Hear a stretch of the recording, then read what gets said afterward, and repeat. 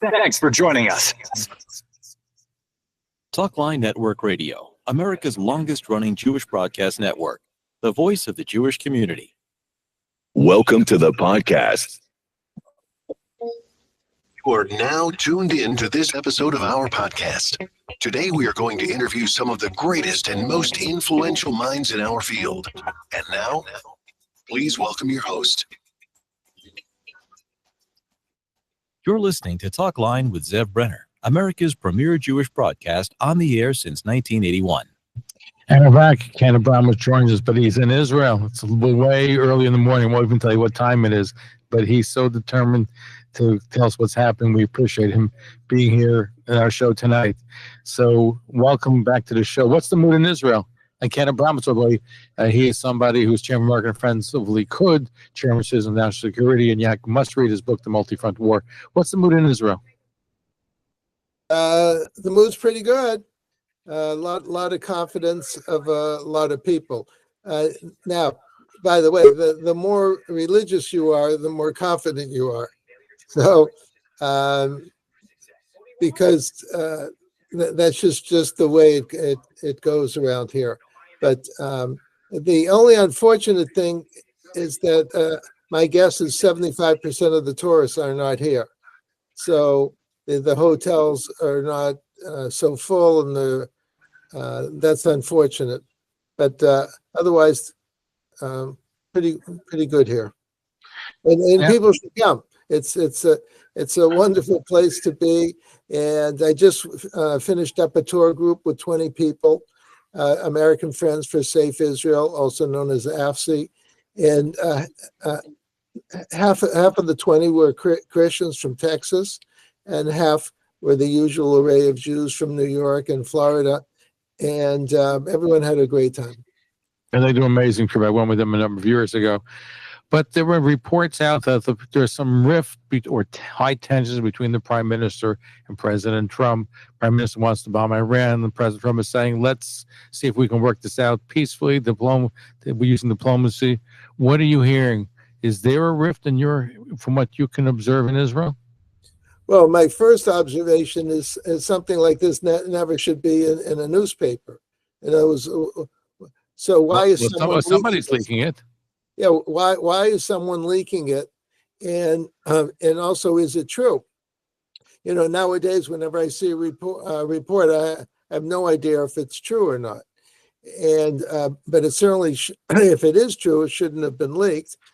And if it were leaked, it was purposely leaked, and to create some distance between Israel and America. There's no difference between American national security interests and Israel national security interests. No, I agree with you, but it's been leaked. And at the end of the day, I hope that there is no deal with Iran, because Iran is never going to give up its centrifuges. And will America make a deal similar to Obama deal? That will be a disaster. Yes, but it would be an equal disaster for Israel and America. So, in other words, the question is, will America not act in its own self-interest? I never complain when a country acts in its own self-interest. I expect America to act in its own self-interest. But to work on a phony deal with Iran that will allow them to cheat by definition is not in American national security interests. So that's what mystifies me. There is no difference between American and Israel national security interests. Right. Well, at the end of the day, Iran wants to destroy America and Israel. That's America's the big Satan, and Israel's the little Satan. So you know what their priorities are, right? That's right. So that's the point I'm getting to. Both countries are at existential risk to an Iranian nuclear bomb. Now, bear in mind, there's two uses for Iranian nuclear weapons, in hands of Iran or anybody. Number one use is to blow somebody up. That's actually number two use. The number one use is to threaten to blow somebody up. In other words, to just keep blackmailing. If Iran has a nuclear weapon, every week they'll blackmail America and say, if you send us $10 billion, we won't blow you up this week. And America will become a colony of Iran, or Israel will become a colony of Iran. You can't have a professional terror organization, death cult criminal organization, have nuclear weapons and threaten everybody. You're absolutely right. I just hope that this message permeates, because sometimes the glory of doing a deal and making peace could really blind people to what the reality is. Yes, yes. And something else I just thought of, Israel has the most sophisticated missile defense system in the world. America has no missile defense system of any consequence. So the irony is America is at extra existential risk to Iran because it hasn't built its defense shield yet. Well, you can rest assured that Iran, after the last Israeli attack, has been buttressing their supplies and their defense. They weren't just taking it and lying low.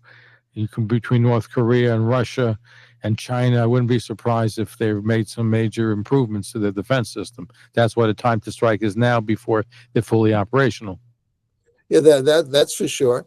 And but the point I was just trying to make was that America has no extensive missile defense shield itself. Israel does. Golden Dome in operation, right, Ken? Yeah, in like 8 years or 3 years or whenever it is, but it's not now. Absolutely correct. Yeah. So America has to be very, very careful, extra careful with Iran. Israel has to be careful because of its proximity, but America has to be careful because it doesn't have a missile shield. And Ron, thank you for being with. Thank you for getting up so early in the morning to be with us in Israel. And for the next number of months, he's going to be in Israel, Chairman of Citizen National Security. His book is called The Multi-Front War. Thank you. Get some rest, and look forward to speaking with you again. Yes, and after the show, give me your number so I can call you up in the middle of the night too. You have my number. By the way, if you called me 2:00 in the morning, the chances are good you're going to catch me. Okay. But I'll tell our audience, I apologize profusely. I forgot that Ken was in Israel, so I called him, and it's so early in the morning in Israel that he was sleeping or turning over to the other side. But he was gracious enough to speak with us, so thank you. Happy to be with you anytime. There he is, Ken Abramowitz here on the Talkline Network, speaking to us from Israel. Thank you for tuning in to Talkline with Zev Brenner, America's premier Jewish broadcast, the pulse beat of the Jewish community. For continuous Jewish programs, TalklineNetwork.com, or our 24-hour-a-day listen line at 641-741-0389. For past shows, you can find us on iTunes, Spotify, Amazon, YouTube, Instagram, and all major podcast platforms, or jewishpodcast.org. Thanks for listening to the TalklineNetwork.com. Follow us on Facebook, Twitter, and Instagram.